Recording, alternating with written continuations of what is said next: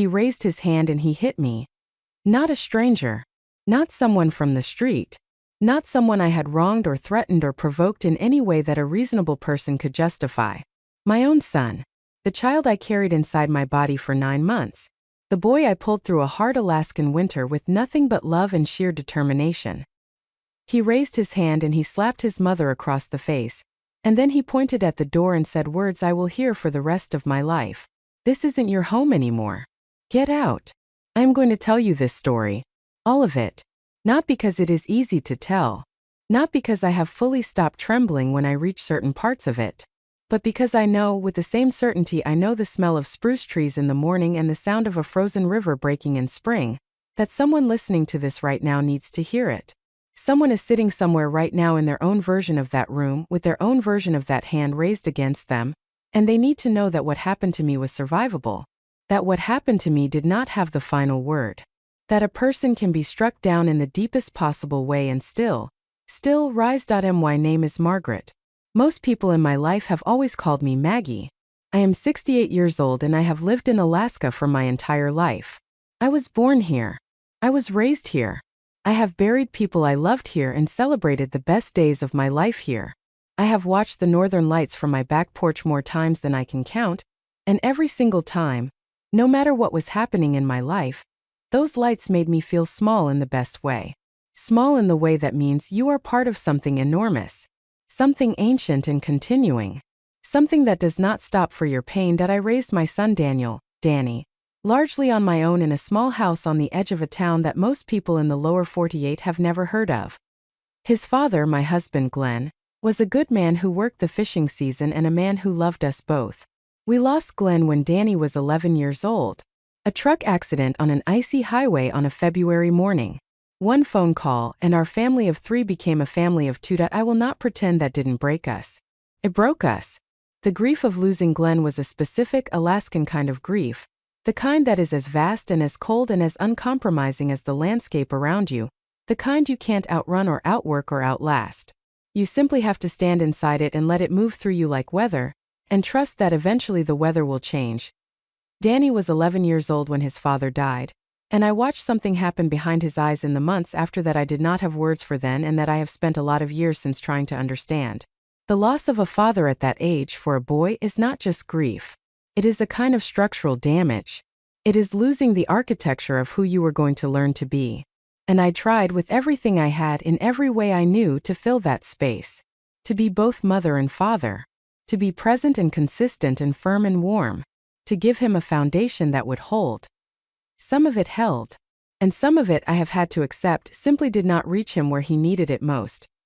Danny grew up strong and smart and capable in the ways that Alaska requires you to be capable. He knew how to fix an engine in red weather and survive cold that would stop a less experienced person dead. He was charming in the way that certain men are charming, fully and completely when he chose to be. When he turned it on, a room changed. People loved him. But there was always another Danny. A Danny that appeared in private. A Danny that came out when things didn't go his way. When the world didn't arrange itself according to his expectations. A Danny with a temper that I had, for decades, been very careful not to trigger. A Danny I had been walking on eggshells around for so long that I had forgotten what it felt like to walk naturally in my own life. And I want to stop right here and say something important that I did not cause Danny's temper. The roots of that go deeper than anything I could have created or prevented. But I did slowly and visibly over many years become an expert in managing it, in anticipating it, in restructuring my own behavior to stay out of its path. And that, I have come to understand, was not good for either of us. Because every time I adjusted myself to accommodate his anger rather than holding a clear boundary against it, I was communicating something to both of us.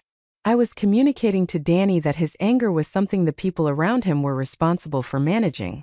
And I was communicating to myself that my own peace was less important than his volatility. Those were damaging lessons, and they built, over decades, toward the morning that everything finally broke open. Danny had moved back into my house 2 years before everything happened. He was 41 years old. A relationship had ended. He was between jobs. He came back the way adult children sometimes come back, with a plan that was supposed to be temporary and a set of behaviors that made temporary feel very permanent very quickly. Within weeks, the dynamic shifted in ways I recognized from his teenage years but that were now carrying adult weight and adult consequences. He took over the main spaces of the house without asking. He had friends over at hours that disrupted my sleep. He made financial decisions that affected the household without consulting me. And when I raised any of it, gently, carefully, in the measured way I had learned to raise things with Danny, he responded with the same arsenal he had always used: dismissal, contempt, anger. And then he met a woman named Brenda. That I want to be careful about how I speak about Brenda, because it would be easy and dishonest to make her the villain of this story. She was not a villain. She was a woman with her own history, her own wounds, her own way of operating. But her presence in Danny's life, and more specifically in my house, accelerated something that was already in motion. She made him feel that choosing her loudly was the same as being strong, that loyalty to her required disloyalty to me. And Danny, who had always needed someone to follow, followed without question. The house became something I no longer recognized. My kitchen, my living room, my four walls that I had maintained alone through decades of difficult Alaskan winters, they started to feel like somewhere I was visiting rather than somewhere I lived. I tiptoed around my own home. I apologized for my own presence. I went to bed early to avoid the tension and got up before anyone else to have a few minutes of quiet in a space that was being steadily, deliberately taken from me. People who have never experienced that kind of domestic hostility in their own home will find it difficult to understand why I didn't simply say, "Get out. This is my house. I own this. Leave." And to those people I say, you have never loved someone the way a mother loves a child. You have never stood in a room with the small person you grew inside your body and looked in their eyes and seen, underneath all the ugliness of what they are currently doing, the 11-year-old boy who cried himself to sleep for months after his father died. You have never held both the present cruelty and the past grief in the same glance and felt your entire being divided between them. That is the particular paralysis of a mother being abused by her child. It is not weakness.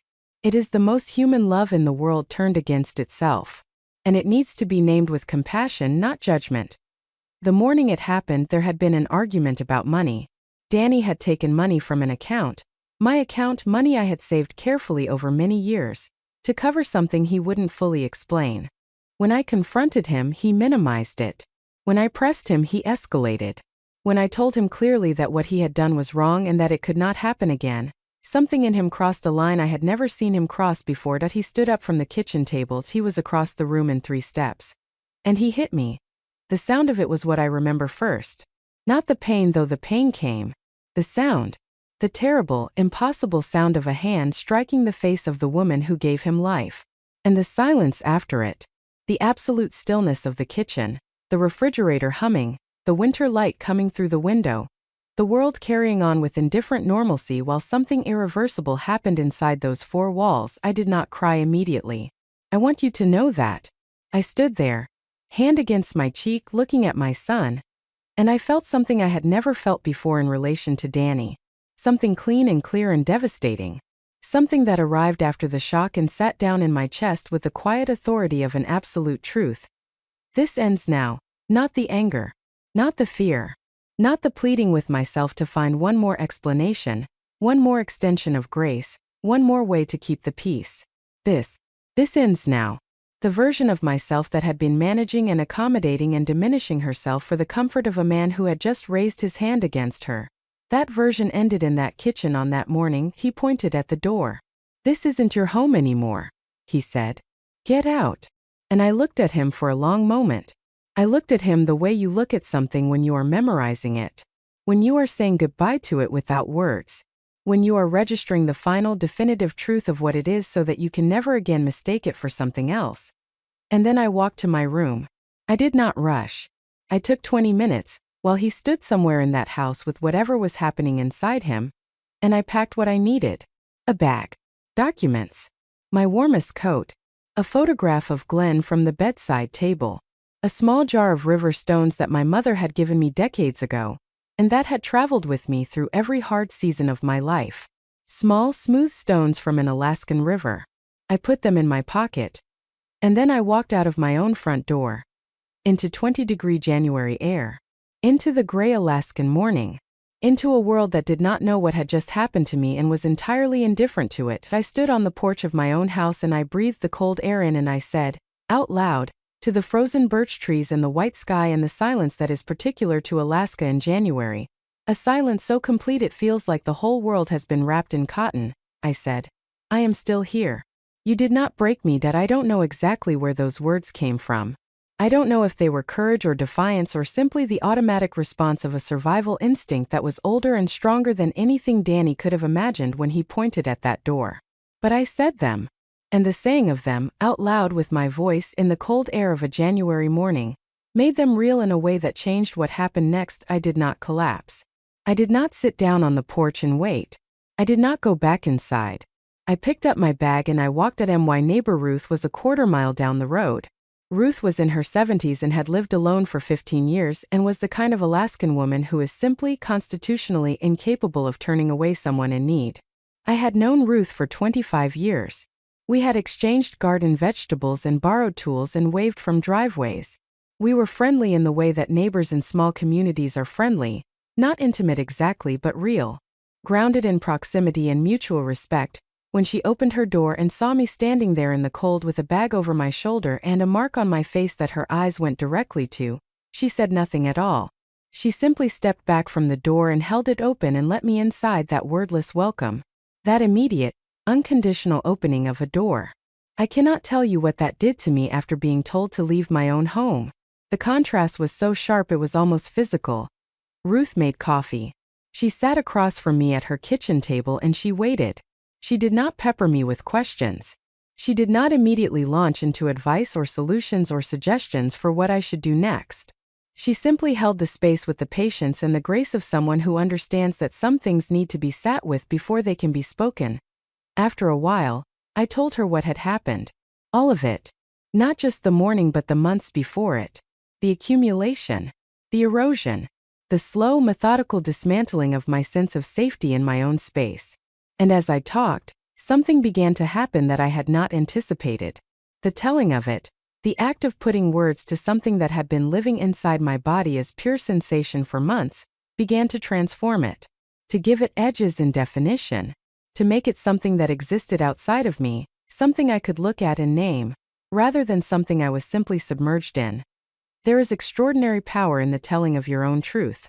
Not just the hearing of it by others, though that matters enormously, but the actual act of speaking it out loud in your own voice.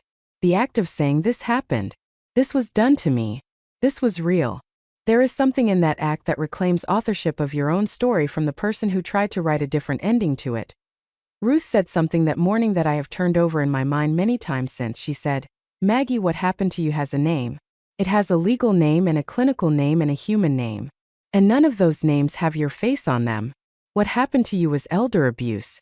And the shame of it belongs entirely and only to the person who did it. Elder abuse. Those two words landed in a way that was simultaneously clarifying and devastating. Clarifying because naming a thing accurately is the first step in being free from it. Devastating because hearing the word abuse applied to what my son had done forced me to stop softening it. Stop calling it a bad morning. Stop filing it under complicated or difficult or painful. Stop finding language that protected him at the expense of my own truth. My son had abused me. And I want to say this to anyone listening who is in a situation involving family violence that they have been minimizing, explaining, or rationalizing away. I want to say it clearly and without qualification. What is being done to you has a name. And naming it is not a betrayal of the person doing it. Naming it is an act of loyalty to yourself. To the truth. To every version of yourself that existed before this happened and that is still alive inside you, waiting for you to choose her. What is being done to you is not love. No matter who is doing it. No matter what history you share. No matter how complicated the relationship. How deep the roots. How tangled the love and the fear and the loyalty have become inside your heart. A hand raised against you is not love. A voice that tells you to leave your own home is not love. Love does not strike. Love does not evict. Love does not use your devotion as a weapon against you. What you are experiencing is not love. It is control. And you deserve to be free of it. In the days that followed that January morning, the community around me did something that I still cannot think about without feeling a deep, grateful ache in my chest. Word traveled the way it travels in small communities, quietly and quickly, and with a directness that can feel intrusive until you understand that what looks like gossip is actually community doing what communities are designed to do. Looking after their own. People came. Not with fanfare. Not with spectacle. With the practical, no-nonsense generosity that Alaskans understand in their bones because they live in a place that demands it. One neighbor brought firewood. Another brought food enough for a week. A woman from the local community center, someone I barely knew by name, showed up with information about a local advocate who worked with seniors in difficult situations, and sat with me while I made the call. The local pastor came and sat with me and did not, to his considerable credit, immediately attempt to tell me how to feel about my son or what God required of me in relation to forgiveness. He simply sat and listened and said, "Maggie, you are seen. This community sees you." And that being seen, being claimed by a community as someone worth showing up for, was a form of restoration that I could not have manufactured for myself. I stayed with Ruth for 3 weeks. 3 weeks in a borrowed room with borrowed towels and a small borrowed space on the bathroom shelf. And in those 3 weeks, surrounded by the quiet kindness of a woman who asked for nothing and gave everything, something shifted in me that I want to try to describe accurately. Because it was not simply the process of recovering from trauma, though that was happening. It was something more specific. It was the gradual, daily, incremental recovery of myself. The Maggie who existed before Danny. The Maggie who existed before 20 years of careful management and eggshell walking and systematic self-erasure. The Maggie who had opinions she shared without vetting them first for potential explosiveness. The Maggie who laughed when she felt like laughing without wondering if the sound would irritate someone. The Maggie who moved through a kitchen making coffee without calculating every motion for disruption potential. She came back slowly. Like the light in Alaska comes back in February. A little more each day, almost imperceptible at first, until one morning you realize the dark has broken and something new has returned. I want to talk about what I did with the legal reality of my situation. Because I think it is important, and because I think many people in similar situations stop short of what they are entitled to do out of loyalty or fear or love or some combination of all three. My house was my house. My name was on the deed. Danny had no legal right to anything he had claimed or taken. The money he had removed from my account was a recoverable matter. What he had done to me was a crime. I made a report. I want to say that plainly. I did not hide it. I did not decide that protecting my son's reputation was more important than documenting the truth of what had occurred. I made a police report. I met with an attorney. I began the process, legal and otherwise, of reclaiming what was mine. I want to speak directly to anyone who has been holding back from that step out of fear of what it will do to the person who hurt them. I understand that fear. I carried it too. The thought of Danny facing legal consequences for what he had done to me was not a satisfying thought. It was a painful one. Because even after everything, the mother in me had not stopped loving the boy he had been. Those things coexist in the most brutal and honest way. The clear knowledge that what he did was criminal and the unbearable grief of the child he used to be. But here is what I came to understand. Protecting someone from the consequences of their own actions is not mercy. It is not love. It is, in fact, one of the most damaging things you can do for another human being, because it removes the single most powerful mechanism through which people learn and change. Consequences. Real ones. The kind that say this matters. What you did matters.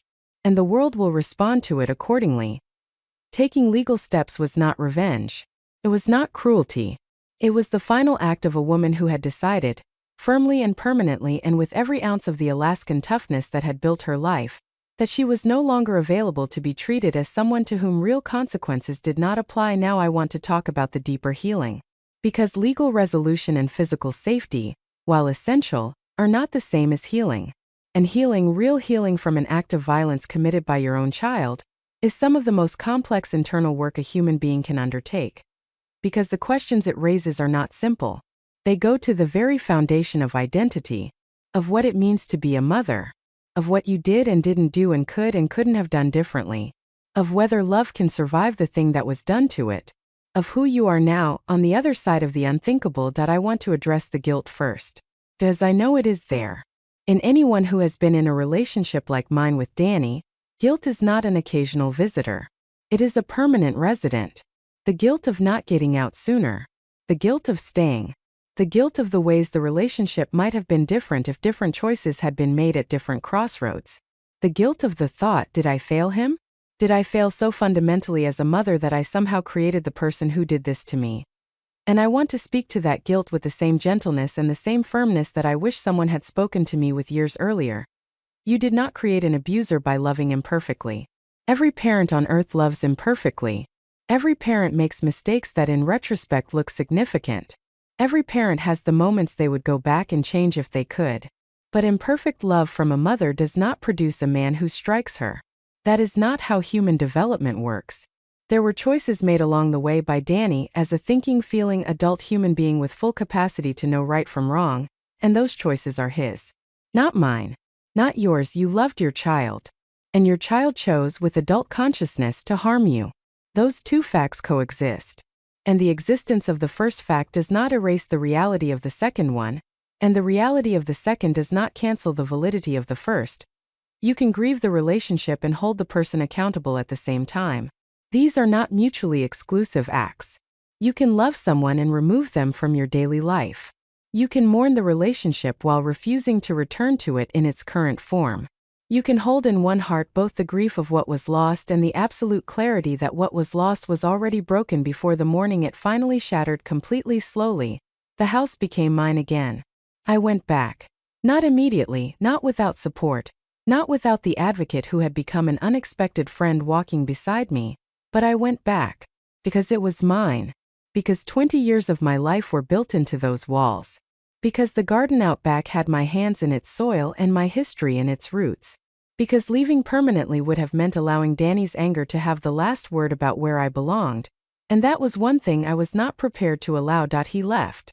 Eventually, and through a combination of legal reality and community pressure and perhaps, somewhere underneath everything, some remaining fragment of conscience, Danny left. I will not pretend that the house felt normal immediately after he did. It didn't. It felt strange in the way that all spaces feel strange after violence has passed through them. Rooms carry memory. Kitchens remember. But I stayed. And I worked. And slowly, the same way the light returns in February, the same way a garden comes back after a hard winter, the same way Alaska herself cycles through the darkest season and returns to something astonishing, the house became a home again. I want to tell you about the woman I have become on the other side of this. Not as a performance of triumph.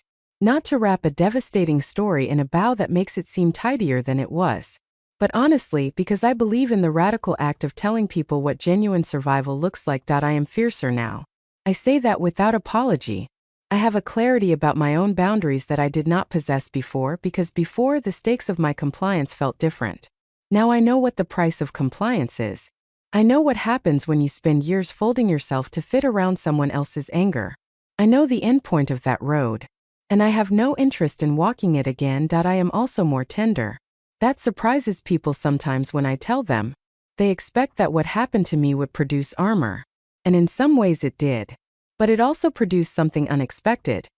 A deeper, more honest access to my own vulnerability. Because when you have been through the worst thing you can imagine and you are still standing, the things that used to feel too vulnerable to show don't seem quite so dangerous anymore. You have already survived the unthinkable. Ordinary vulnerability is manageable. I speak differently now. I say what I mean. Not cruelly. I was not raised to be cruel and I have no interest in becoming it.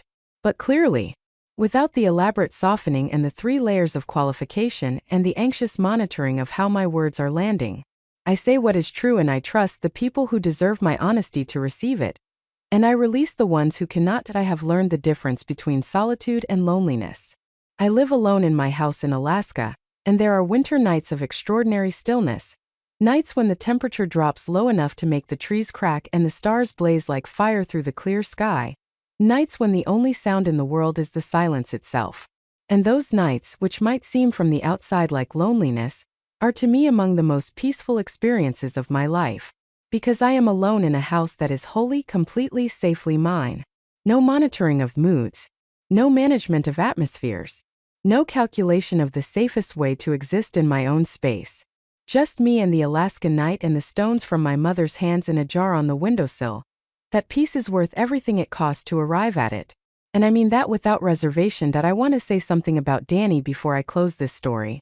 Because his name has been in this narrative from the beginning, and it would be dishonest to end without being clear about where I stand with him now. There have been no dramatic scenes. No tearful reconciliation at the kitchen table. No letter that arrived with a full accounting of his wrongs, and a genuine asking for forgiveness. Life is not a movie. Danny is somewhere living his life, and I am here living mine, and between those two facts there is a distance that I have stopped trying to close. I have forgiven him. I want to say that clearly and without ambiguity. Not because what he did is forgivable in the sense of acceptable.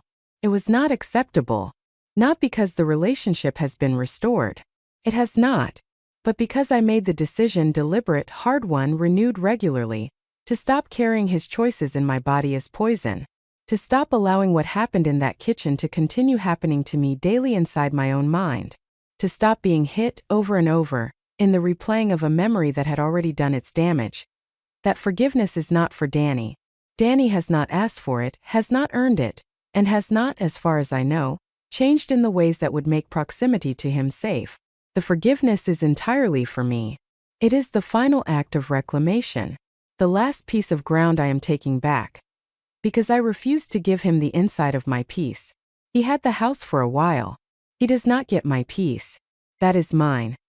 Let me speak now to anyone who is where I was. And I am not only speaking to those who have experienced the specific form of this story.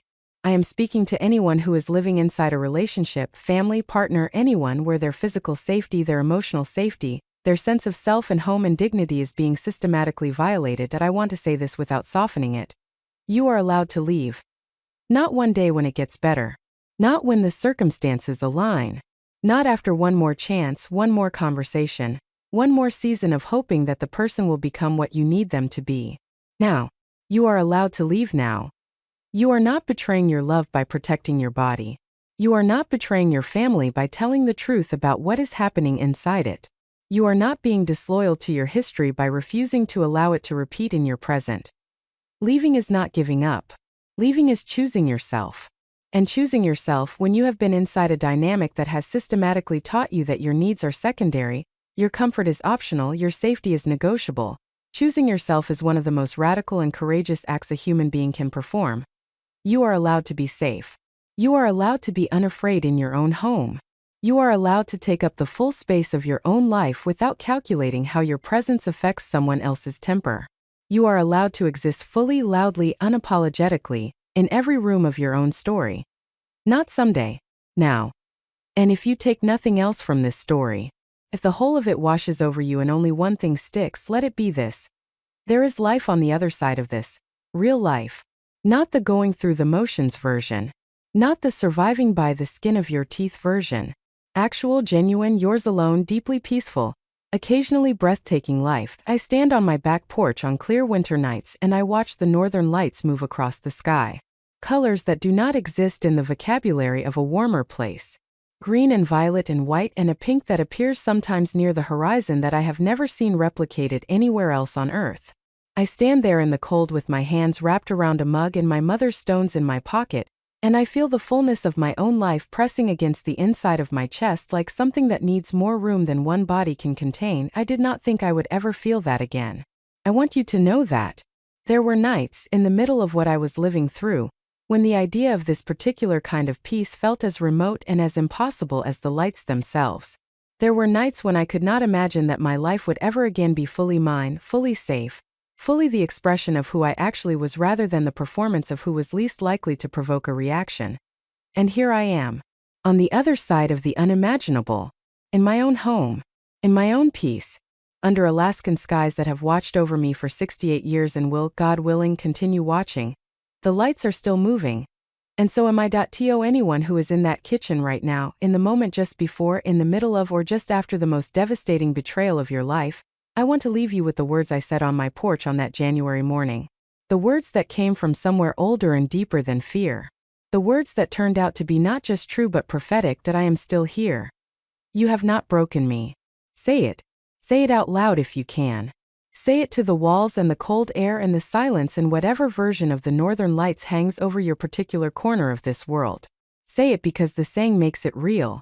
Say it because your voice in your own life is the most powerful instrument of change available to you. Say it because no one else can say it for you, and it desperately, urgently, irrevocably needs to be said that I am still here. The hand that struck you does not get the last word about who you are. The voice that told you to leave does not get to define where you belong.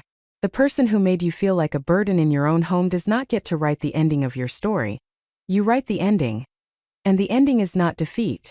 The ending is not quiet dissolution into someone else's cruelty. The ending is a woman standing on her own porch in the cold morning air with stones in her pocket and light on her face and the full, unbothered, undefeated knowledge that she has survived every single thing that was ever thrown at her. She has survived. She is surviving. She will survive. That woman is you. Pick up your bag. Square your shoulders. Walk out the door, not away from your life but into it. Into the full, wide, yours alone, still being written, extraordinary remainder of it. Go. But I want to go back further. Because the story I told you, the one that begins at that kitchen table and ends on a winter porch under northern lights, that story did not begin with Danny. It did not begin with Glenn. It did not begin with anything that happened in my adult life at all. To truly understand how I arrived at that curb, at that kitchen, at that January morning when the world I thought I knew collapsed entirely, you have to go back to the beginning. You have to understand the woman who existed long before she became anyone's mother. Long before she became anyone's wife. You have to understand the girl who grew up in Alaska and learned the particular lessons that this landscape teaches, and the other lessons, the ones that should have been unlearned much sooner, that she absorbed from the people who raised her. I grew up in a place so remote that the nearest grocery store was a 40-minute drive on a road that was, for 4 months of the year, a genuine gamble. My father was a man who worked with his hands his entire life, carpenter, fisherman, occasional guide for hunters who came up from the lower 48 with money and ambition and less respect for the land than was wise. My mother was a woman whose interior life was as vast and as uncharted as the Alaskan wilderness surrounding her, and who never once found adequate language for any of it. They were good people. I want to say that clearly and without qualification, because the word complicated gets attached to parents too easily in our age and too often becomes a substitute for saying the harder, truer thing. My parents were good people. They worked hard. They kept us safe. They stayed together through difficulties that would have finished couples with softer foundations. They did not drink. They did not rage. They provided. But they were not emotionally present in a way that would register by the standards of contemporary understanding. They were people of their time and their place and their own unexamined histories. My father expressed love through provision. A roof, a stocked pantry, a wood pile that never ran empty. My mother expressed love through service. Meals made, laundry done, every practical need anticipated and met before it was spoken. What neither of them expressed, because neither of them had ever been taught to, was love through words. Love through presence. Love through the simple, radical act of sitting down with your child and looking them in the eye and saying, "You matter to me." Not because you are useful or good or quiet or easy. You matter because you exist. Because you are you. Because there is no other you in the world, and I am profoundly grateful you are mine. I never heard those words. Not as a child. Not from my parents. And in the absence of them, I drew the conclusion that most children draw when affection is expressed through function rather than language. I drew the conclusion that love was something you earned through performance. That it was conditional.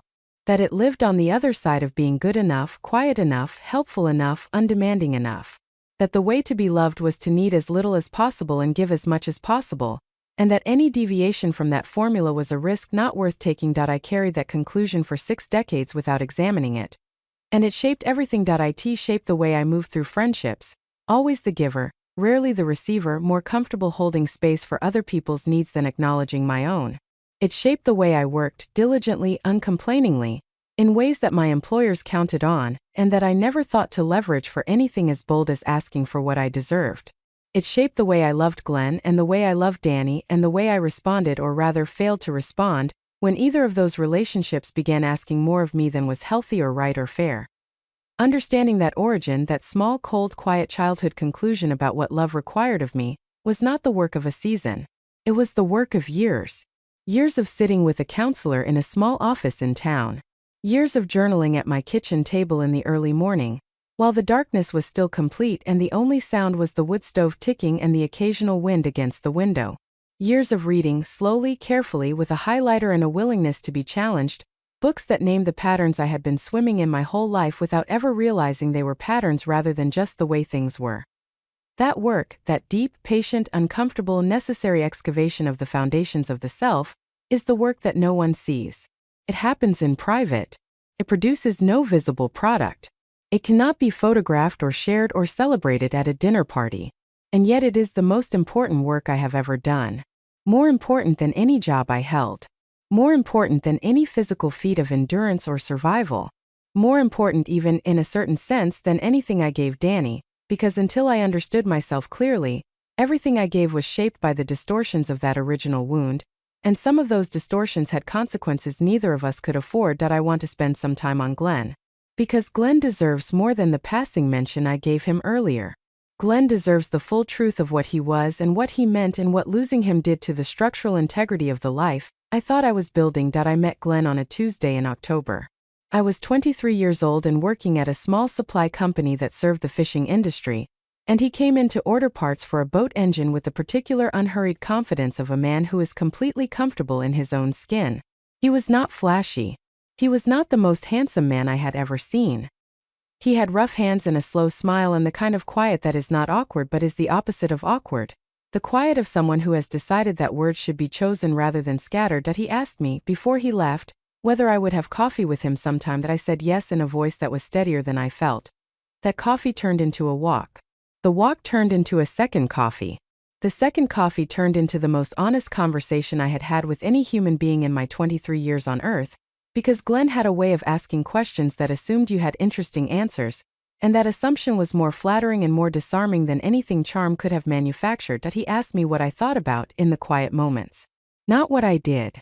Not what I liked. What I thought about. And I found myself, against all habit and training, actually answering. Telling him about the things that moved through my mind in the early mornings.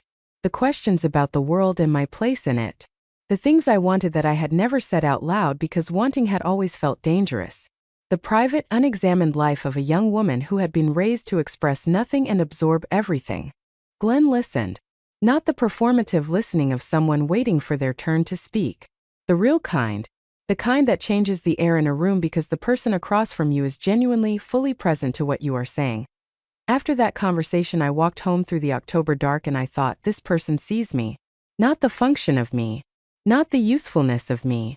The actual interior real me that existed underneath all the performance of competence and pleasantness and self-sufficiency. He saw me. And if you have spent your formative years learning to be invisible, being seen for the first time by someone who means it is the closest thing to a religious experience that ordinary life can offer. We were married 18 months later. On a June morning when the light in Alaska has that particular quality, long and golden and generous, the kind of light that makes the entire world feel like it is leaning in to witness something good. My mother cried.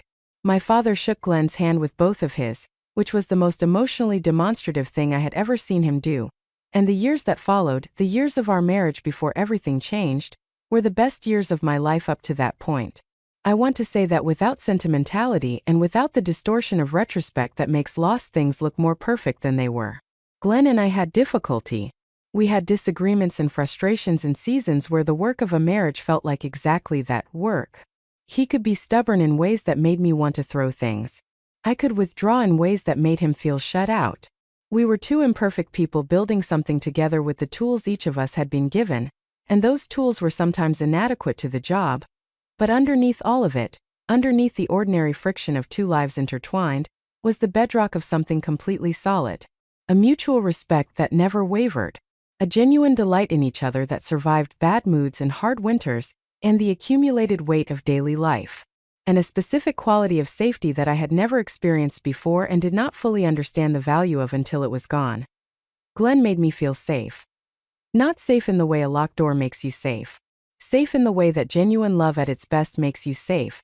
The knowledge that you could show the full, complicated, imperfect truth of yourself to this person and their response would not be judgment or withdrawal but the quiet, steady, permanent claim of someone who has decided that you are worth knowing completely. I have thought about Glenn every day since the February morning a phone call turned my world inside out. Not always with grief. Often, especially in recent years, with something closer to gratitude. Gratitude that he existed. That I found him. That 18 years of my life were spent inside the particular warmth of being loved by Glenn. That Danny existed because Glenn existed. That the house I live in now has Glenn's hands in its construction. He built the back porch himself over a long summer, and the boards he chose and laid are still solid after 30 years, because Glenn did not do things halfway. When people talk about grief as loss, they are right. But what they sometimes miss is that grief is also always evidence of something extraordinary that existed. You cannot grieve what was not real, not valuable, not worth mourning. The depth of the grief is the proof of the depth of the love. And the grief that tore through me after that February phone call, and that I carried in various forms for years afterward, is evidence of the most beautiful relationship of my life, that I learned to hold grief that way. As evidence rather than only as wound. Took a long time. But it changed the texture of the carrying. The particular cruelty of losing Glenn when Danny was 11 was the timing. Not that there is ever a good time to lose a parent. But 11 is a specific age, old enough to understand the permanence of it, young enough to have the entire architecture of your adolescence still ahead, every formative experience, every moment of learning who you are as a person still to come, and all of it now missing the presence of a father. Danny did not talk about it. That was the first thing. He was 11 years old, and he had watched his mother's face when the phone call came, and something in him decided that the right response was silence. That to express what he was feeling would be to add to what I was already carrying. And perhaps there was something else too, the particular way that young boys, especially in a certain kind of community, learn to process grief by burying it rather than speaking it. I tried. I want to be honest about that. I tried to create space for him to grieve. I asked. I sat with him. I told him it was okay to cry, that I cried too, that being sad didn't make you weak. I took him to a counselor 3 times, and 3 times he sat in the office and answered questions in single syllables and came out and got in the truck and said, "I don't like it there." And I didn't push it because I was so depleted by my own grief that the fight required to insist felt beyond me. And so we grieved separately. Side by side but not together. Each of us inside our own sealed container of loss. And I wonder sometimes, not with guilt, but with the honest curiosity of hindsight, what might have been different if I had been less functional in those early months. If I had allowed myself to fall apart visibly and completely, and given Danny permission to do the same, and allowed us both to be broken and held and rebuilt together rather than separately. I wonder. But I don't know. And wondering without knowing, without the ability to change what was, is ultimately unproductive. What I know is what happened. And what happened is that we survived Glenn's absence in the way that people in hard places survive hard things, by getting up and doing what needed to be done, by keeping the fire going, by putting one foot in front of the other until the path became familiar enough to walk without thinking about every step. Danny was a complicated teenager. I say that in the way that most parents of teenage boys say it, with a mixture of exhaustion and love and the particular helplessness of watching a person you would die for make choices you can clearly see are going to cost them and being entirely unable to stop them. There were incidents at school. There were friendships that concerned me. There was a period in his 15th year when he disappeared into a version of himself that felt so far from the quiet boy I had raised that I genuinely lay awake wondering if I had lost him too. If grief had stolen my son the same way an icy highway had stolen his father. But he came back. Unevenly, partially, never quite the same as before, but back enough. He graduated. He found work he was good at. He moved into his own place and began to build a life. And there were years, solid years, good years, when our relationship functioned in a way I found genuinely sustaining. I held on to those years. When things got difficult later, I held on to those years as evidence of what the relationship could be. As proof that the Danny I loved was real and not invented. And that holding on, that determined, faithful, mother-hearted holding on, kept me in a dynamic far longer than was good for either of us. Love can be a form of persistence that crosses the line into denial. And the crossing of that line is often imperceptible from the inside. You are not in denial. You are faithful. You are not avoiding the truth. You are seeing the complexity. You are not enabling. You are giving the benefit of the doubt. These are the internal stories we tell ourselves, and they are not entirely false. They contain real love and real truth and real good intentions. But they are also, if we are genuinely honest, containing something else.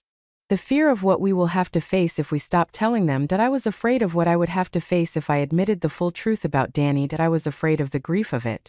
The specific grief of a mother who recognizes that the child she raised has become someone capable of doing harm. That grief is a breed apart from ordinary grief. It has a particular quality of shame embedded in it, the feeling that how he turned out is a report card on who you were. That the violence in him reflects some violence or failure or emptiness in you. That you are being held accountable for a person whose choices were ultimately, always entirely their own. Releasing that shame was one of the longest processes of my life. And I am not entirely sure it is complete even now. There are still mornings when I am somewhere between sleep and waking and a version of that kitchen comes back. And in that barely conscious state I feel the old guilt reach for me.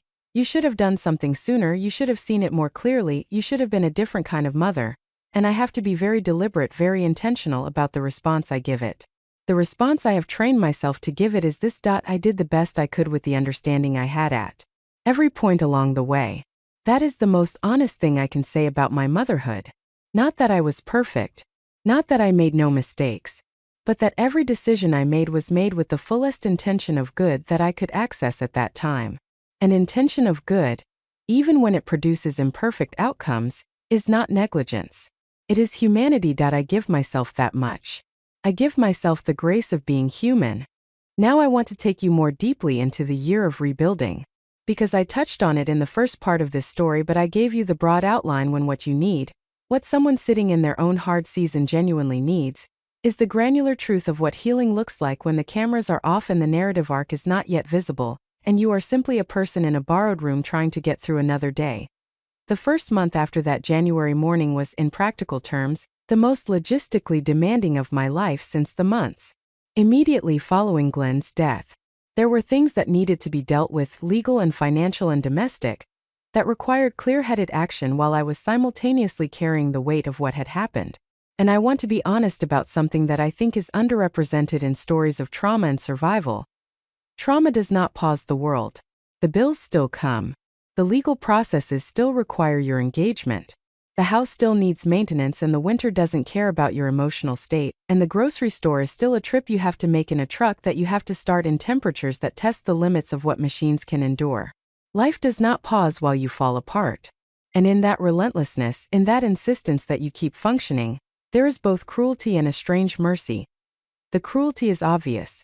You are not given the space to simply be broken. The mercy is less obvious but equally real. The necessity of forward motion, even when that motion is purely mechanical, keeps something in you alive and operational during the weeks when the emotional resources to keep yourself moving do not exist. The body keeps going because it must. And eventually, somewhere in the keeping going, the emotional resources begin to regenerate. I had an attorney named Patricia, who had been recommended by the community center advocate. Patricia was a woman in her mid-50s with a directness that I appreciated and a compassion she wore quietly, without performance. She walked me through the legal situation with the patient precision of someone who understood that the person across the desk from her was not only processing legal information but was simultaneously dealing with the specific grief of a mother who has had to take legal action against her own child. She never once made me feel like a problem to be solved. She made me feel like a person who deserved to have her rights protected. And that distinction between being managed and being respected sounds small until you have been in a situation where the difference between the two is everything. The financial situation was complicated but recoverable. The money Danny had taken was not a catastrophic amount, enough to matter, not enough to destroy. Patricia helped me understand my options clearly, and without pressure. We discussed what I wanted, not just legally but personally. What outcome did I actually want from this process? That question stopped me, because I realized I had been so focused on managing the immediate crisis that I had not asked myself what I was actually working toward. What did I want? Not what was I owed. Not what did he deserve. What did I, Maggie, want my life to look like on the other side of this? And sitting in that office with the winter light coming through the window and Patricia waiting with unhurried patience for my answer, I found that the question opened something in me that had been closed for a very long time. Did I want peace? I said. I want safety. I want my home to feel like mine again. I want to be able to wake up in the morning and not feel afraid of what the day might hold. I want to stop walking on eggshells in my own life. I want, after all of this, to find out who I actually am when I am not organizing my entire existence around managing someone else's anger. Patricia wrote something down, and then she looked up at me and she said, "Those are good wants, Maggie. Let's work toward every one of them." That conversation was a turning point. Not because of what was said, but because of what the saying of it clarified. articulating what I wanted, naming it out loud to another person, transformed it from a vague private wish into something with weight and direction. Something I was now, in some sense, accountable to. I had said it. I had named it. And the naming made it real in the same way that speaking truth on that January porch had made my survival real. Words are not just communication. They are creation. They bring things into existence that did not have form before. And learning to use them intentionally, to say what I actually meant, to name what I actually wanted, to speak what was actually true, was one of the most powerful skills I developed in that year of rebuilding. I want to tell you about a woman named Irene. I met Irene in March of that year, through the advocate who had become a regular presence in my life. Irene was 64 years old and had been living with her daughter and son-in-law after selling her house 2 years earlier, a decision she had made from a place of genuine trust and that had turned out to be one of the most costly of her life. The situation had deteriorated, as these situations do, gradually and then all at once. What had begun as shared living had become something closer to servitude. Irene was expected to cook, clean, provide childcare for her grandchildren, and manage an enormous share of the domestic labor of the household while being given less and less access to any resources, any privacy, or any life outside the walls of a home that was technically not hers. She was not struck. She was not told to leave. What was done to Irene was the other kind of elder abuse, the kind that leaves no marks you can photograph, no bruises you can document, no single incident you can point to as the moment things crossed a line. The kind built out of 1,000 small indignities. The kind that operates through erosion rather than explosion. The kind that is, in many ways, harder to name and therefore harder to leave. Because you can point to a bruise. You can show someone a police report. But how do you explain the way your autonomy has been gradually, invisibly dismantled? How do you describe the experience of having your own decisions overridden so consistently that you have stopped making them? How do you communicate the particular quality of degradation that comes from being an adult with decades of independent life behind you who is now treated as less capable than the teenagers in the household? Irene had internalized the story they told about her. That she was getting confused. That her judgment was not reliable. That she needed looking after. That her opinions were well-meaning but ultimately irrelevant to the actual running of the household. These were not truths. They were a narrative constructed to justify what was being done to her. But she had been inside it long enough and heard it often enough that she was no longer entirely sure where the story ended and the truth began. When the advocate introduced us, I sat across from Irene at a coffee shop and I looked at a woman whose eyes had the particular dimmed quality of someone who has spent a long time being told they are less than they are. Not unintelligent eyes. Not hopeless eyes. Just turned down. Like a lamp on the lowest setting. Keeping enough light to function. Not enough to fill the room the way she once had. I recognized it completely. Not because my situation was identical to hers. It wasn't. But because the interior experience, the gradual erosion of your own confidence in your own perceptions, the learned smallness, the apology that becomes the first word of every sentence, I had lived a version of that. And recognizing it in Irene with the clarity of an outsider, seeing it in a woman whose light had been dialed down by the slow accumulation of systematic diminishment, made me understand my own experience in a new and clarifying way. That I looked at Irene and I saw what I had been. And I wanted, with an urgency that surprised me, to show her what she could become. We met every week after that. Sometimes at the coffee shop. Sometimes at my house when she could manage the logistics of getting there without it being noticed and commented on. We talked. Really talked. The kind of talking that happens between women who have decided to be completely honest with each other about the truth of their lives, without the careful editing that social convention usually requires. I told her my story. All of it. Not to make her feel better by comparison, but because I had learned, through the telling of it to Ruth and the counselor and Patricia and the women of the community, that truth shared becomes something different than truth held alone. That the same story, spoken out loud to a willing listener, loses some of its power to imprison you and gains something else. A kind of clarity, a kind of completion, a kind of release that solitary carrying never provides. Irene listened to my story with the attentiveness of someone who is recognizing something in what they are hearing. And when I finished, she was quiet for a long moment. And then she said something that I have carried since. She said, "I didn't know it had a name." She was talking about what had been done to her. Elder abuse. The same 2 words that Ruth had given me. And the effect on Irene of hearing those words, of having her experience categorized as something real enough to be named, serious enough to be recognized, wrong enough to have a legal identity, was the same effect those words had had on me. A combination of relief and devastation. Relief because something real had been validated. Devastation because validation meant there was no more denying it. That I have seen that moment, the moment a woman hears the name of what has been done to her many times since. In the group I run. In the individual conversations I have had with women who were brought to me through the network of people who know what I do and who I am. Every time, without exception, the naming produces the same combination of reactions.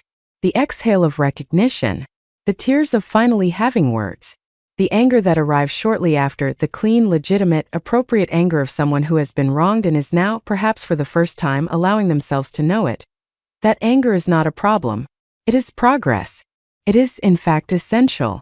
Because you cannot leave a situation that you have not yet decided is unacceptable. And the naming, the putting of accurate words to the lived experience, is what makes the decision possible. Irene left her daughter's household 6 months after we met. Took that long. Not because she lacked the desire to leave, but because leaving required a plan, and the plan required resources, and assembling those resources while maintaining the appearance of nothing has changed required a particular kind of quiet determination that is exhausting in its demand. She found housing. She found financial support through a program designed for exactly her situation. She found, over the months of our friendship, the gradual restoration of a self that had been subdued but not extinguished. The night she sent me a photo of her new apartment, small, simply furnished, entirely hers, I sat at my kitchen table and cried. Not from sadness. From the particular fullness that comes when you have watched someone reclaim themselves. When you have been present for a resurrection. Irene is one of the reasons I do this work. She is not the only reason. There are many reasons and I want to talk about them. But Irene is the first face I see when I ask myself why I spend my Saturdays around that folding table at the community center, why I answer the calls that come at inconvenient hours, why I keep showing up for women who are where I was, why I have made this the center of my life's second chapter because the dimmed lamp can be turned back up. I have seen it happen. More times than I can count now. And there is no more extraordinary thing to witness in this world. Let me talk about what the work of rebuilding actually required from me. Not the inspirational version. The true version, with all its uneven edges and backward steps and days that looked nothing like progress and turned out, in retrospect, to be the most important days of all. It required me to grieve things I had never given myself permission to grieve. Not just Glenn. Not just the relationship with Danny as I had hoped it might be. I had to grieve the self I had never allowed to exist. The version of Maggie who had needs and voiced them. The version who said no without apology. The version who walked into a room without first calculating how her presence would land. I had to grieve all the years she had been on hold. All the things she might have done and said and experienced and built if the original wound, the childhood lesson about conditional love, had been healed sooner. And I want to be careful about how I talk about this, because grief for the unlived self can become something unproductive if it is not held correctly. It can become a permanent residence in regret, a place where you spend your remaining years mourning the years that preceded it, which is perhaps the most effective way to ensure that the remaining years are also wasted. Grief for the unlived self, held correctly, is not regret. It is acknowledgement. It is the honest recognition of what was lost without allowing that recognition to become the story of what is still possible. You grieve it the way you grieve any loss, fully without flinching, with complete permission. And then you do what the living always must do. You turn toward what remains. What remained for me was, I gradually discovered, more than I had realized in the darkest periods of that year. I had my health. Not perfect health. I was 67 years old in Alaska, and health at 67 in Alaska has a certain texture to it that health at 30 cannot imagine. There was a hip that needed attention and a cold that moved in every February with the reliability of an unwanted houseguest, and a tendency toward fatigue that required me to be more thoughtful about the pacing of my days than I had been at earlier points in my life. But I was standing, moving, capable of a long walk on a clear day, capable of kneeling in a garden, capable of driving my own truck and making my own coffee and reading myself to sleep at night with books chosen entirely according to my own preference. These things are not small. I need to say that clearly for anyone who has been inside a situation where their independence was systematically eroded. The ability to do ordinary things according to your own choice and your own timing, without consulting anyone or justifying yourself or managing someone else's response to your decisions. That is not a baseline. That is a privilege that not everyone has. and learning to experience it as the extraordinary thing it actually is, rather than simply the absence of what had been, was part of the practice of rebuilding. I had my community. And this, the community that showed up in the weeks after that January morning and did not go away, became the most important relationship structure of my life. Not a single relationship. A web. A network of human connection built over decades of living in the same place among the same people. The kind of web that only accumulates through time and consistency and the ordinary daily investment of showing up. There is something I want to say about small communities that gets undervalued in an era that often treats smallness as a limitation. The kind of community I live in where people have known each other for decades, where the threads of connection run deep and in multiple directions, where the history of a life is not something you have to explain because the people around you were there for most of it, is a form of wealth that cannot be quantified. It is a safety net of the most human kind. Not a guarantee. People in small communities can be unkind and intrusive and judgmental in their own specific ways. But they are also present. They notice. They show up without being asked because in a small community, your absence is visible and your crisis does not go unregistered. I had always known this about where I lived. But it took that January to make me feel it with my whole body that I had my hands. I come back to this over and over because it is not metaphorical. My hands, the same hands I described earlier in this story, are one of the most consistent sources of meaning in my life. They know things. They have the memory of decades of work in them, in the way that bodies hold what the mind has learned. When I am in my garden, my hands move with an intelligence that precedes thought. They know the difference between a weed and a seedling, between soil that is ready and soil that needs more time, between a plant that is struggling and one that is simply being dramatic about the cold. That knowledge, that embodied physical practical knowing, is not diminished by age or by hardship or by any of the things that had happened to me. It is, if anything, deepened by them, because you pay better attention to the small things when you have been through enough to know that the small things are where life actually lives. I planted more aggressively that first spring after everything happened. I expanded the garden beyond anything I had attempted before. Not because I needed the food, I had enough. But because planting felt like the most direct possible rebuttal to everything that had been taken or lost or damaged. Planting is an act of irrepressible optimism. You put something in the ground that will not produce results for weeks or months, in soil that might freeze, in a climate that does not make promises. And you do it anyway. You do it in faith. You do it because you believe, without evidence that is yet visible, that the ground is capable of producing something beautiful. That is the closest thing to a philosophy of life that I have. Put the seeds in. Do the work. Trust the ground. I want to talk about something that is delicate to discuss, but that I believe is essential to this story's honesty.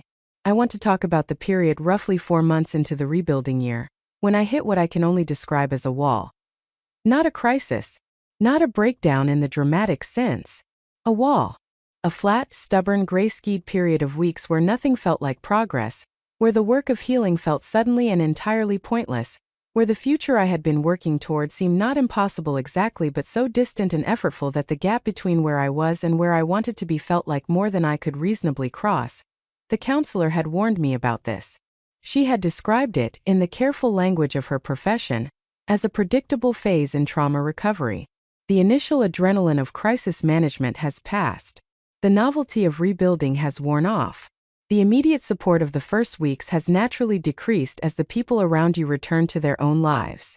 And what remains is the long middle, the unglamorous, unchronicled, unsexy middle of genuine change, which does not feel like transformation and does not look like healing from the outside but which is, in fact, both. Knowing it was predictable did not make it easier. That is something I want to say clearly. Intellectual understanding of why you feel something does not eliminate the feeling. It can contextualize it, can prevent you from catastrophizing it, can help you resist the temptation to conclude that the feeling is evidence of permanent defeat, rather than a temporary weather system. But it does not make the weather comfortable. What got me through the wall was not inspiration. It was not a motivational message or a powerful book or a conversation that relit the fire. What got me through the wall was structure. The small, repeated, reliable architecture of daily practice. Getting up at the same time. Making the same coffee. Writing in the journal even on the mornings when the entries were barely 2 sentences, and those sentences said nothing more profound than "I feel heavy today. I don't know what to write." Walking to Ruth's on Tuesday evenings even when I didn't feel like talking.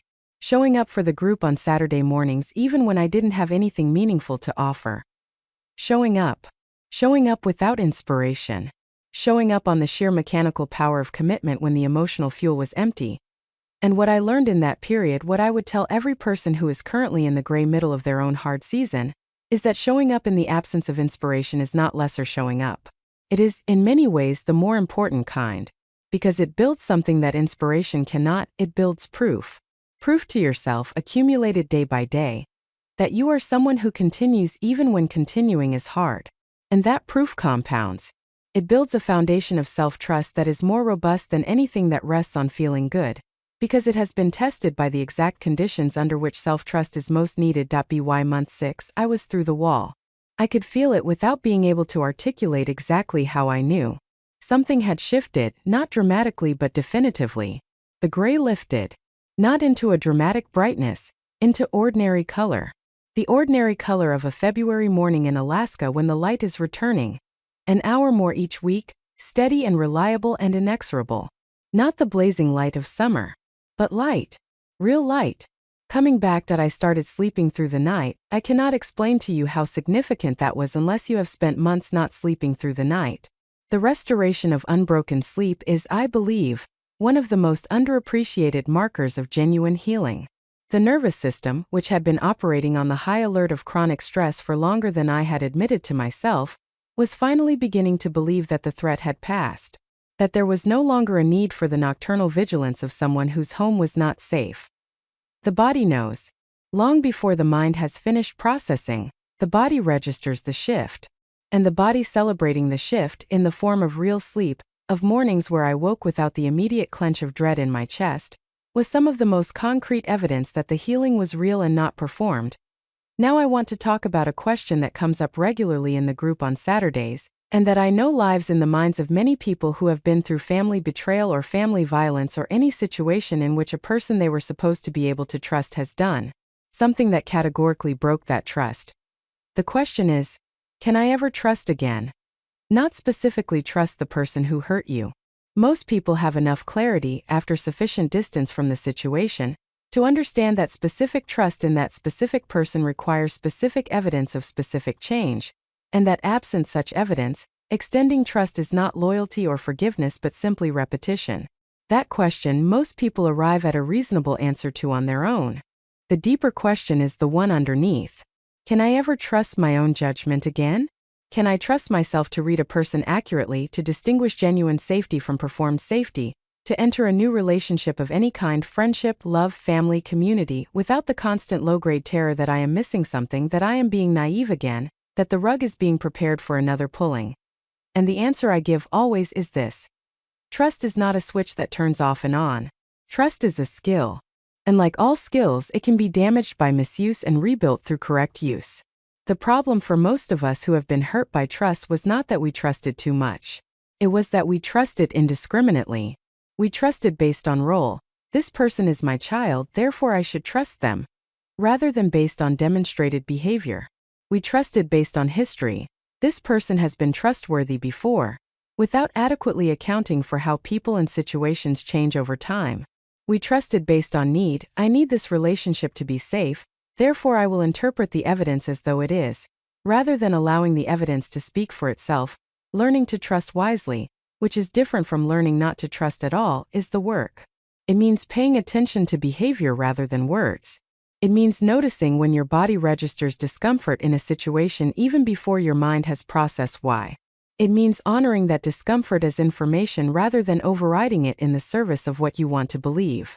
It means asking regularly, not just is this person saying the right things but is this person doing the right things?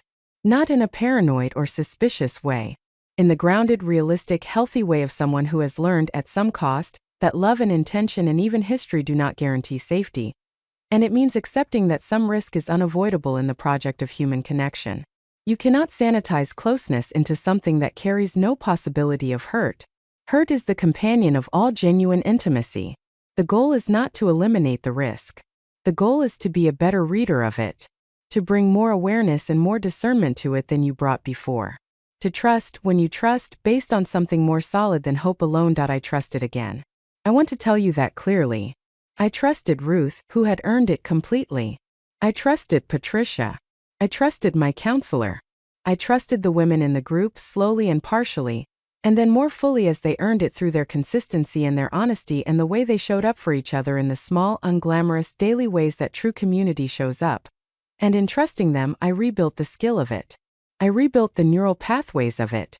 I practiced it in situations where the stakes were lower and the safety was more evident, until the practice began to feel natural rather than effortful, until trusting the people who deserved it stopped feeling like a risk I was taking and started feeling like a relationship I was building. That is the path. Not the avoidance of trust. The rebuilding of it slowly, deliberately, in the right places. I also want to speak about something that surprises people when I bring it up. I want to talk about joy. Not the eventual, someday joy of a life fully rebuilt. The immediate, available, this moment joy that exists even inside the hardest seasons if you know where to look for it. I found it in strange places that year. In the first cup of coffee of the morning, taken slowly with full attention, without the background noise of monitoring someone else's mood. In the particular sound of my own footsteps in my own hallway. A sound so ordinary I could never have told you I had noticed it before, but one that I registered that year with the acute awareness of someone who had been denied it and had it returned. In the birch trees out my window in early April when the buds appeared small, tentative green, against the white and gray of the receding winter. In a phone call with a woman from the group that turned unexpectedly funny. A moment of genuine laughter about something completely ordinary, and the startlement of my own laugh in that moment.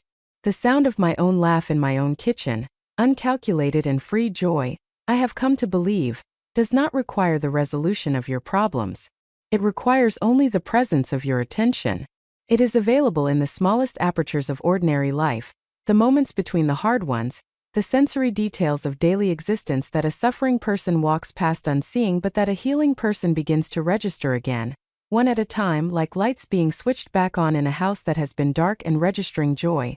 Even small joy, provisional joy, joy that coexists with ongoing pain, is not a betrayal of the seriousness of what you are carrying. It is the proof that you are still alive to beauty.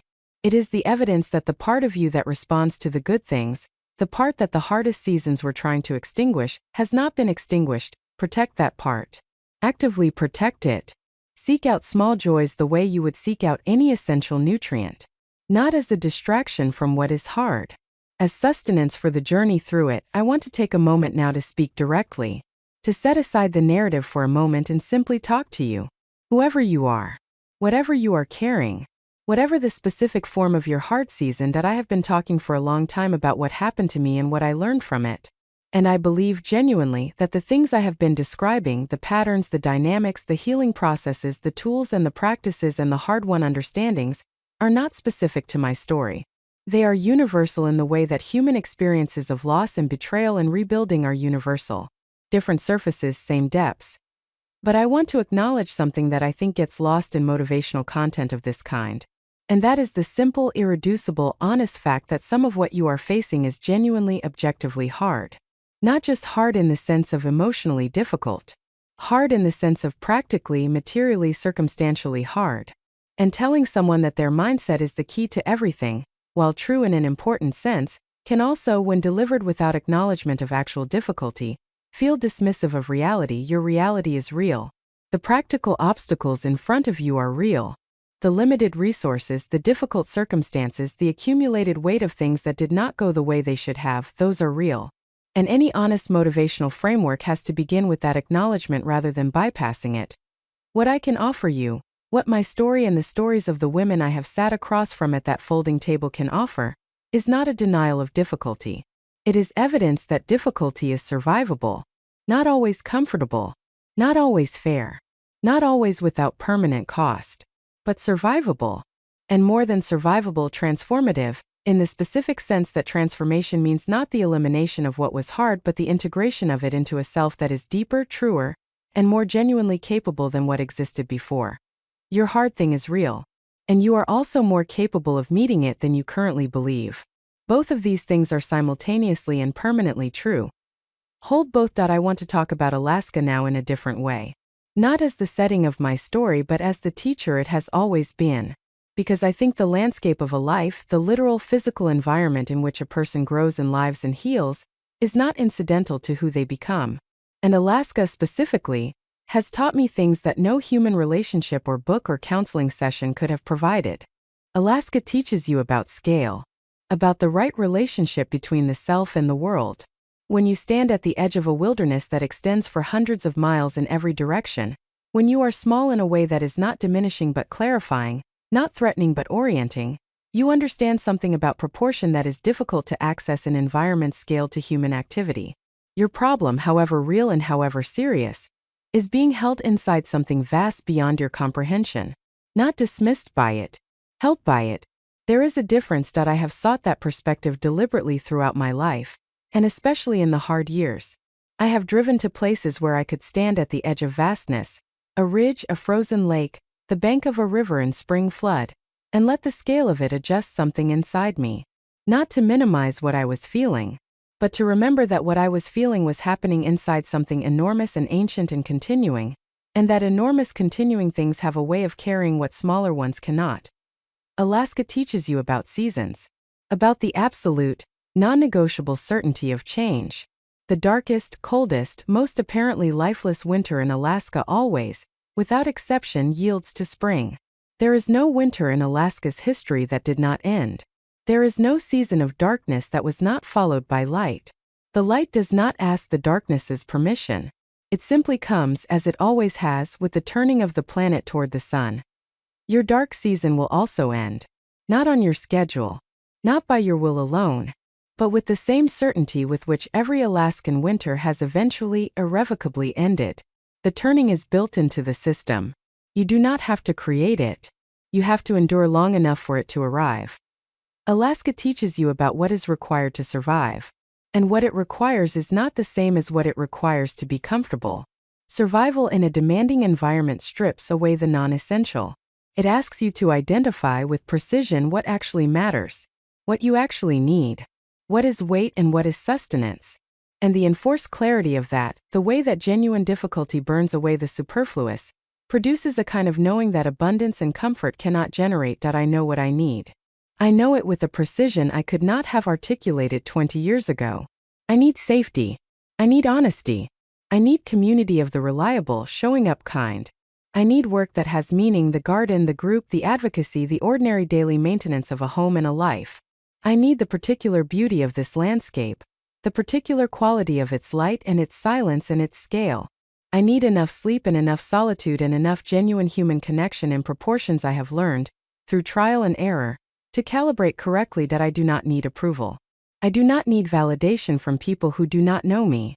I do not need the recognition of those whose recognition is conditional on my performance. I do not need a relationship that asks me to be less in order to make someone else more comfortable. I do not need to apologize for the space I take up in my own life. These are not trivial discoveries. They are the product of 68 years and one January morning and a year of deliberate, painful excavation. And knowing them, really knowing them in the bone-deep way rather than the intellectual way, means that the decisions that arise from them are no longer difficult in the way they once were. Because a difficult decision is only difficult when you are not clear about what you value. When you know what you value, when you have paid the full price of clarity about who you are and what you need, the difficult decisions become obvious ones. Not comfortable ones. Not easy ones. But obvious. You know what to do. You do it. I want to write something now that I have written in my journal many times but have never spoken aloud to anyone. I want to write a letter. Not to Danny. Not yet. First, I want to write to the younger Maggie. To the girl who grew up in a house full of provision and empty of words. To the girl who concluded, in the silence of her childhood, that love was something you earned rather than something you were given. To the girl who carried that conclusion into her adulthood and her marriage and her motherhood and her long suffering, and who paid more for it than anyone should ever have to pay for a lesson learned in childhood, that I want to speak to her directly. Because I believe she can hear me. I believe the past versions of ourselves are not gone, they are layered inside us, still present in the way that all the years of a tree are present in its rings, and I believe that speaking to them directly, with the fullness of what we now know, is a form of healing that reaches backward as well as forward. So Maggie. Little Maggie, who learned to be quiet before she learned to be heard. You did not get what you needed in those early years. Not because you were undeserving. Because the people who were supposed to give it had not received it themselves. They were passing on an absence they had been given. And the absence was real and the wound was real, and the conclusion you drew from it, that you had to earn love, that you had to disappear to belong, was the most logical conclusion available to a child in your situation. But it was not the truth. You were lovable before you were useful. You were worthy before you were good. You were enough before you were anything. Not because you were perfect, you were not, and the years ahead were going to prove that with regularity. But because you existed. Because there was a Maggie-shaped space in the world, and you were the only one who could fill it. Because the specific, unrepeatable combination of who you were, your curiosity, your toughness, your capacity for love that would eventually overflow the channels it was kept in, your stubborn Alaskan refusal to quit, none of that was conditional. None of that required performance. All of it was already fully, irrevocably yours.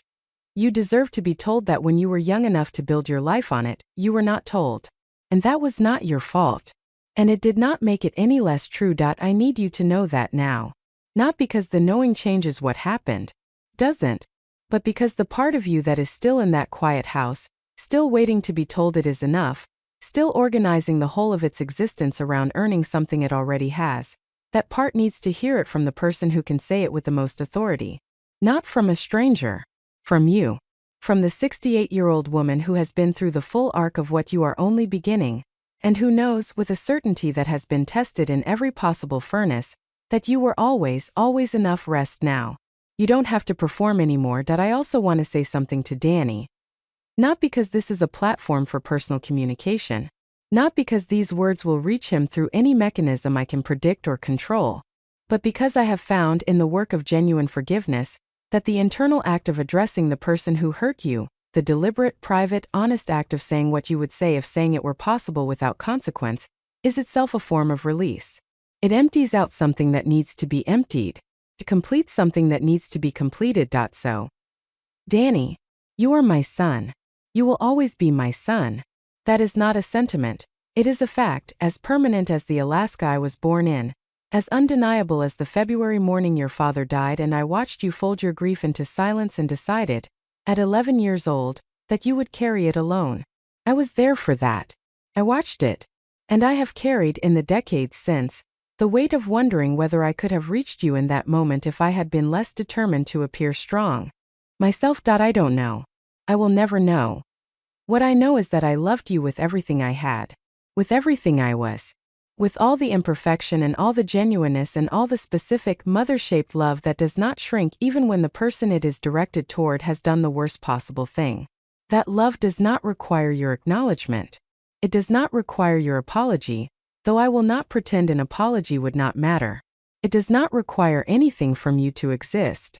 It is simply what it has always been, permanent, unconditional in its existence if not in its expression, a fact of my life that will be true until my last day. And because of that love, precisely because of it, I cannot allow you to remain in my life in the current form of the relationship we had. Not because I have stopped loving you, but because I love myself too. Finally, after all this time and at considerable cost, I have arrived at a love for myself that I will not sacrifice for anyone. Not even for you. I hope you find your way. I hope something or someone reaches you at the depth that nothing reached you in the years we were together.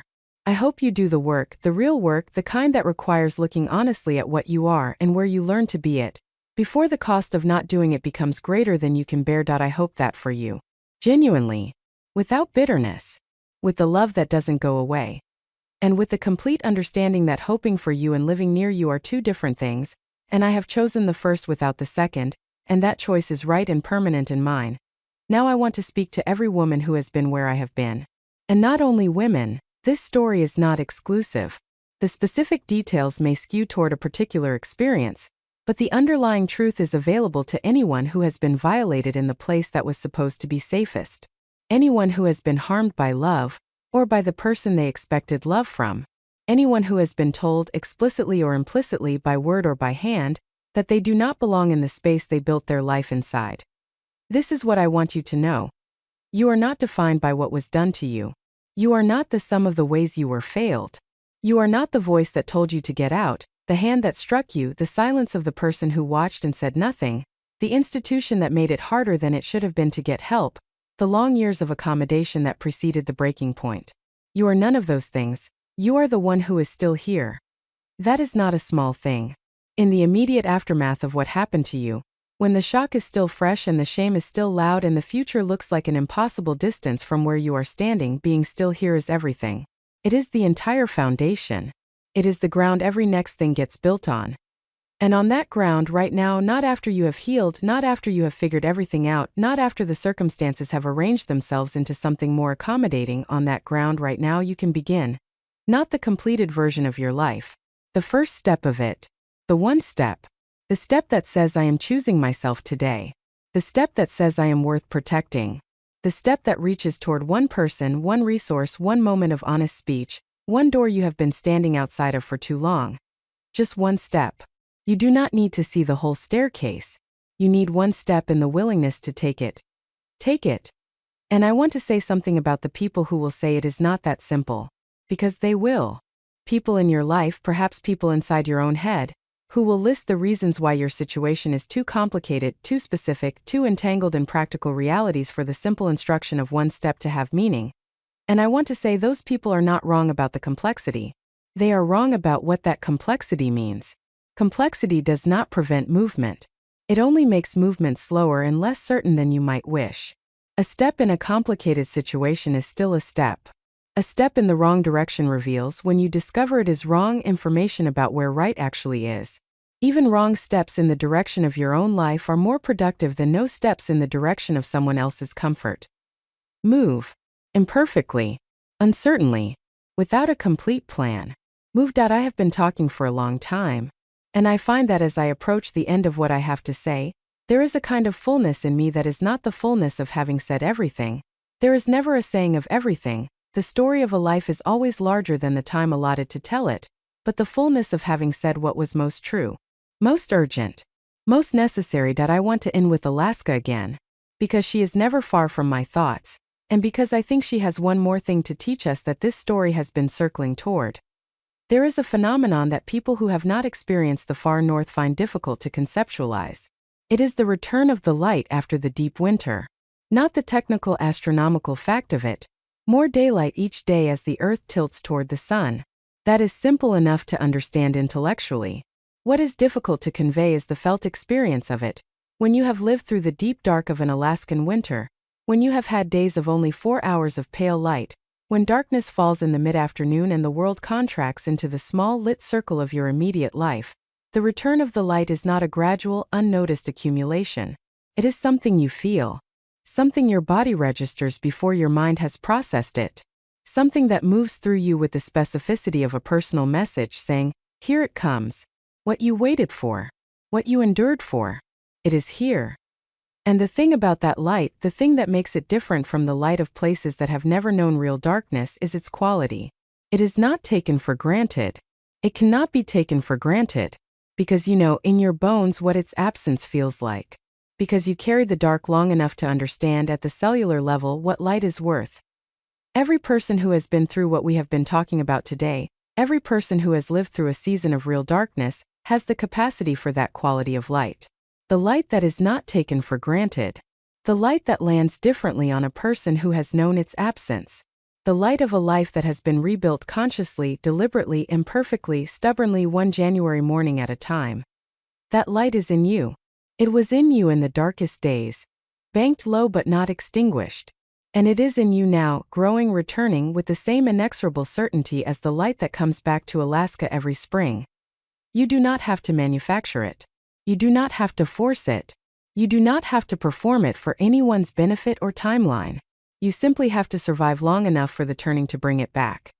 And you are surviving, right now, in this moment, by being here and listening and remaining open to a story that asks something of you. You are surviving. You are the field that has endured the winter and is, even now, somewhere beneath the still frozen surface, preparing for something green. I stood on my porch this morning before I sat down to finish this story. The light was coming up over the ridge in the particular way it comes in the early months of the year. Still pale, still working to establish itself, but undeniably present and undeniably growing. The birch trees were bare against the sky and the air had that clean mineral sharpness that is the smell of Alaska in the morning in the cold season. My coffee was hot in my hands. My mother's stones were in my pocket where they always are. And I stood there and I breathed and I thought about you.